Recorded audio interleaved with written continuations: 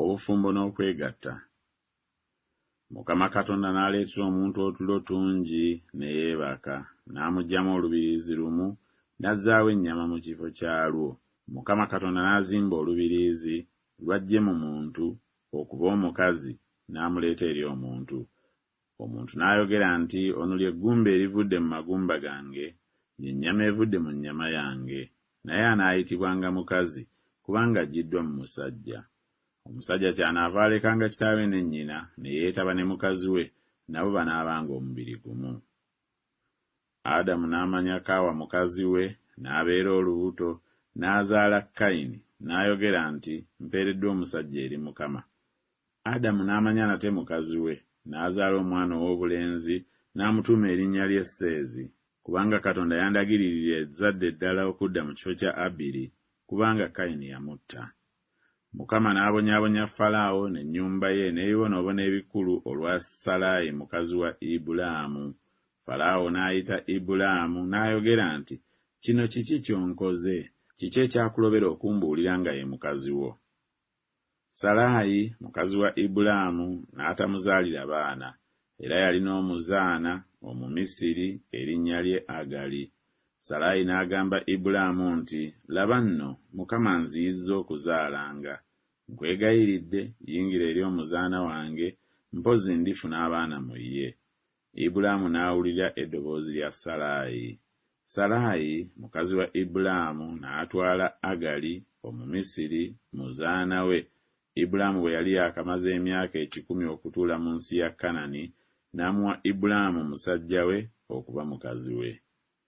N'ayogera nti, sirirema kukomawo w'oli ekiseera bwe kiridda. Era laba, Saala mukazi we alizaala omwana ow'obulenzi. Saala n'awulira mu mulyango gw'eweema eyali ennyuma we.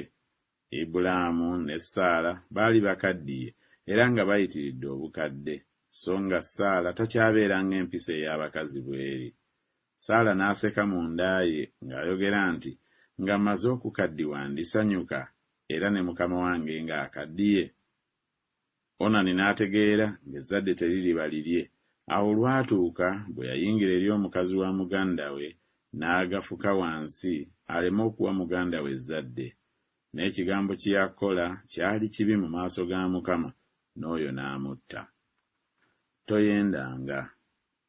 Teweegombanga ennyumba ya muntu munno, teweegombanga mukazi wa muntu munno, newaakubadde omuddu we, newaakubadde omuzaana we, newaakubadde ente ye, newaakubadde endogoyi ye, newaakubadde buli kintu ekya muntu munno. Tobikkulanga ku nsonyi za musika wa nnyoko, ze nsonyi za kitaawo, so tosulanga na muka muliraanwa wo okweyonoona naye. N'omuntu anaayendanga ku mukazi w'omusajja omulala, anaayendanga ku mukazi wa muliraanwa we, omwenzi omusajja n'omwenzi omukazi, tebalemanga kuttibwa. Era omusajja bw'anaasulanga n'omusajja nga bwe yandyebase n'abakazi, bombi nga bakoze ekyomuzizo, tebalemanga kuttibwa, omusaayi gwabwe gunaabanga ku bo. Tebawasanga mukazi mwenzi oba aliko empitambi, so tebawasanga mukazi eyagobebwa bba, kubanga mutukuvu eri Katonda we. Era anaawasanga omukazi nga tannamanya musajja, namwandu oba eyagobebwa oba aliko empitambi, omwenzi abo tabawasanga, naye omuwala atamanyanga musajja ow'oku bantu be gw'anaawasanga.